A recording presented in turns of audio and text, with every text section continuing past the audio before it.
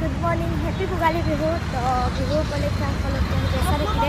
আৰু এইফালে ৰাতিপুৱা বহুত দৌৰা-দৌৰি হ'ল যেহেতু প্ৰেক্টিছ আছে তো চাব পাৰে ধুনীয়াকৈ সাজি কাচি ৰেডি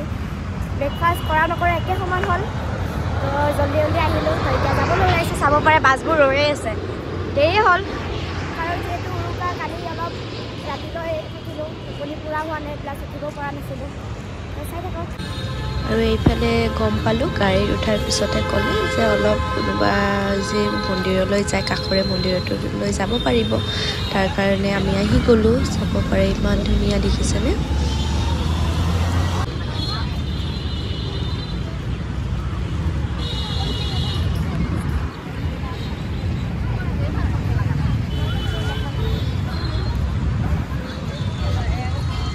আৰু এইফালে চাব পাৰে গোটেই আমাৰ অসমৰ ল'ৰা ছোৱালীখিনিয়ে ভৰ্তি হৈ গ'ল মন্দিৰত যিহেতু বিহু উপলক্ষে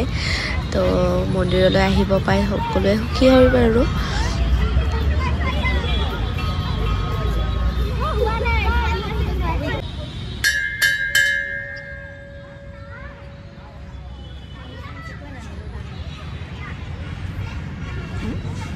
কইন্স থাকে তো কইন্স না নিলেও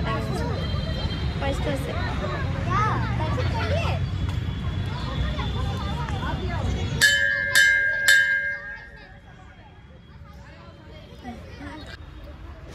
তো এয়া আমি মন্দিৰৰ পৰা আহি পেলাই বাছত বহি আছোঁ যিহেতু আজি ৰাজপথত আমাৰ প্ৰেক্টিছ আছে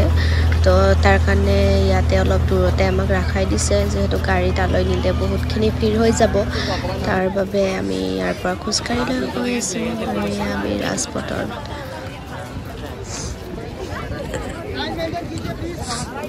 গ্ৰুপ ৱাইজ আপোনালোকৰ আমাৰ ইয়াতে ধুনীয়াকৈ মেম্বাৰ ৰখা হৈছে তো এইফালে যিহেতু মই 6 নম্বৰ গ্ৰুপত আছিলোঁ তো এইফালে হয় আহিব লগা হ'ল আৰু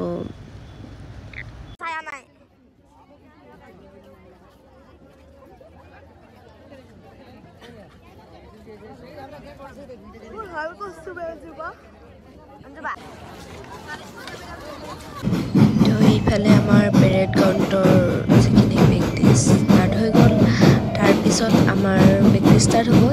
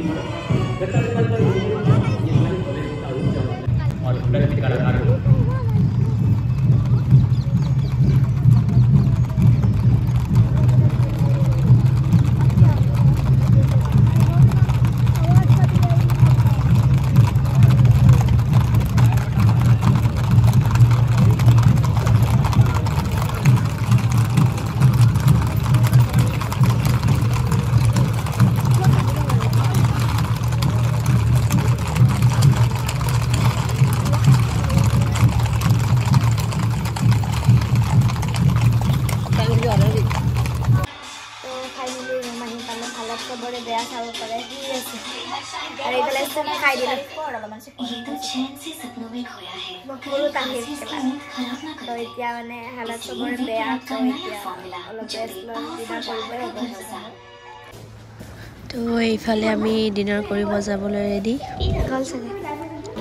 তো ভাবিলোঁ বেছি হেভি খানা নাখাওঁ তো সেইকাৰণে লাইট কৰি লৈ লৈছোঁ আৰু এইফালে